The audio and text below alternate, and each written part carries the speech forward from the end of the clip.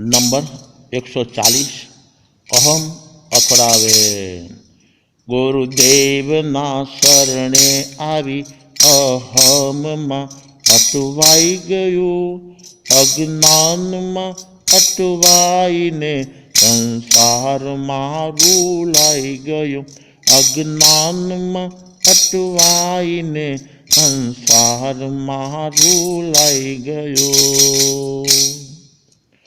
સંસારના રાગી આત્માઓને નાની કે મોટી, થોડી કે ઘણી વસ્તુઓનો ત્યાગ કરવો મુશ્કેલ છે, પરંતુ સંત સમાગમના પ્રભાવે પ્રાથમિક કક્ષાએ જેનું મન ત્યાગ તરફ વળેલું છે તેના માટે બાહ્ય વસ્તુઓનો ત્યાગ કરવો સાવ સહેલો છે।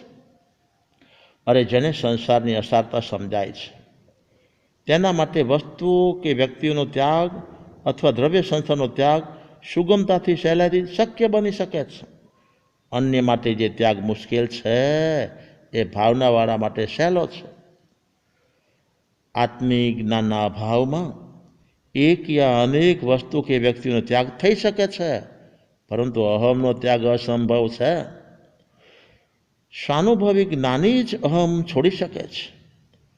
આત્મિક અનુભવ જ્ઞાન વગર અહમ ઓગળતું નથી। નેશનલ હાઈવે ઉપર સાયકલ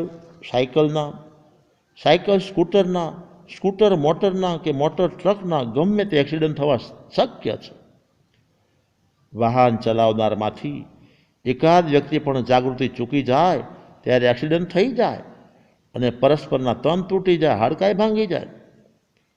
ઘર સંસારની ગાડી ચલાવતા ચલાવતા નાના ભાઈ મોટા ભાઈના, પિતા પુત્રના, સાસુ વહુના, દેરાણી જેઠાણીના, શેઠ નોકરના, શિક્ષક અને વિદ્યાર્થીઓના, ગુરુ અને શિષ્યોના, રત્નાધિક અને અરત્નાધિકોના પરસ્પર હકારાત્મક અને નકારાત્મક અભિપ્રાયો અથડાઈ જાય ને તો પરસ્પરના મન તૂટી જાય છે, કચડાઈ જાય છે, કરમાઈ જાય છે, કુહાઈ જાય છે। આ અહમની અથડામણ અજ્ઞાનવર્ધક છે।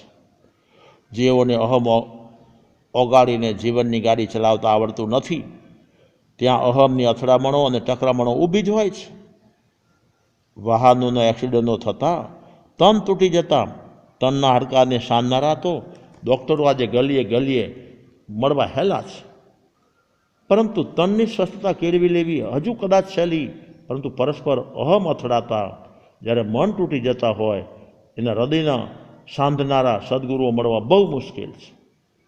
સદગુરુ શરણ વગર ભગ્ન થયેલા ભાવ સાંધવા જ મુશ્કેલ છે। તનનો તૂટી ગયેલો હજુ ઊભો થવો સહેલો, મનનો તૂટી ગયેલો સ્વસ્થ થવો બહુ મુશ્કેલ છે। જ્યાં સુધી સાયકલ ને સ્કૂટર, મોટર આદિ વાહનોના ટાયર ટ્યુબમાં હવા ભરેલી હોય ને ત્યાં સુધી રોડ ઉપર ગતિમાન રહે, અને એક સંસારી જીવોમાં જ્યાં સુધી અહમની હવા ભરી હોય ને ત્યાં સુધી ગતિને અધોગતિ થયા કરે। સદગુરુ શરણે આવી સમ્યક પ્રયત્ન કરીને અહમ ઓગાળનારની ઉર્ધ્વગતિ કે પરમગતિ શક્ય બને છે।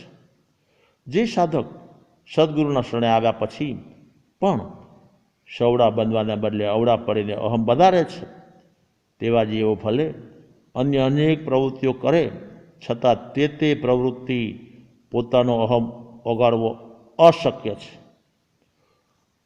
પોતપોતાની એ પ્રકારની વૃત્તિ અને પ્રવૃત્તિઓથી પોતાનો અહમ ઓગળતો નથી।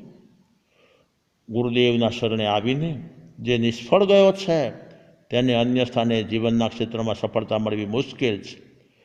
સદગુરુ શરણમાં જે નિષ્ફળ તેનું જીવન બને છે અફળ। સુરનગર કેવળજી દર્શન સંવંત 2056 ફાગણ વદી 14 રવિવાર તારીખ 2/4/2000।